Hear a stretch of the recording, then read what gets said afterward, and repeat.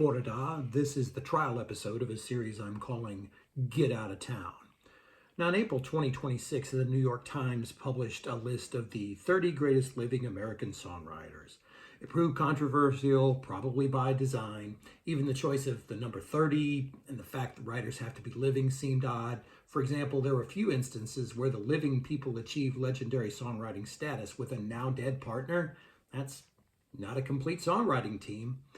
I didn't love the list, but what do I really care? Lists are everywhere, right? More clickbait. I intended not to comment on this, preferring to leave it to the experts.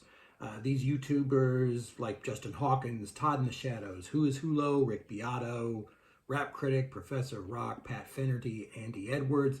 I love their work, and they know a lot more about music than I do as far as their ability to play.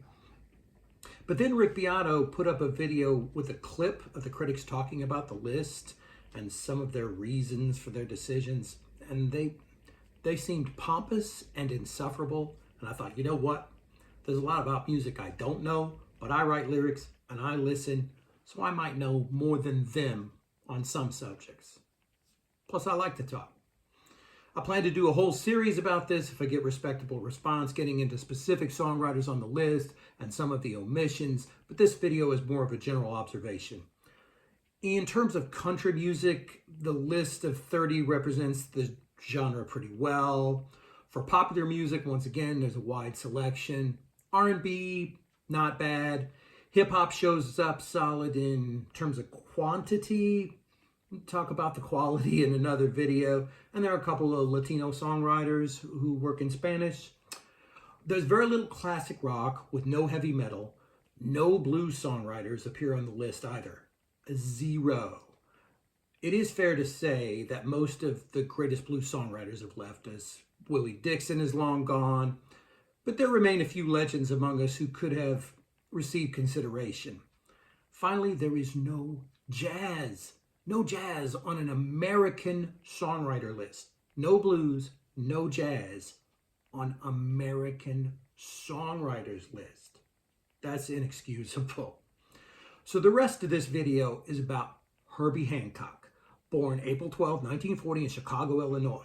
He got left off the list, which is bad enough, but I have long considered myself a fan of Herbie Hancock, and even I was unaware of the extent of his ability. I saw him live about 20 years ago, and he was fantastic, but almost flawless in a way that made my head swim. For comparison's sake, at the same festival Dr. John performed, and he was much more ragged and interactive, lending itself better to a live event. But Herbie Hancock was so good, and I'm really happy I got to see him. What I didn't realize until I started researching that Hancock is the composer for almost every single song that appears on his records. Check Taken Off, all songs written by Herbie Hancock. Imprian Isles, the Blow Up soundtrack, Fat Albert Rotunda, all the tracks.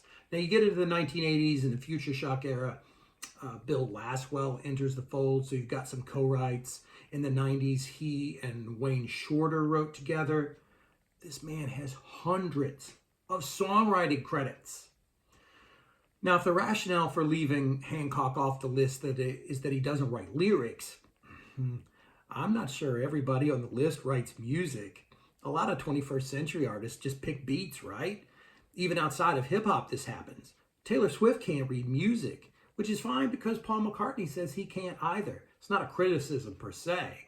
At the same time, I think Herbie Hancock has established his genius long enough to receive an exemption for the absence of lyrics, the paucity, the dearth. And if you're still not convinced he doesn't belong because he doesn't write words, I'll say this.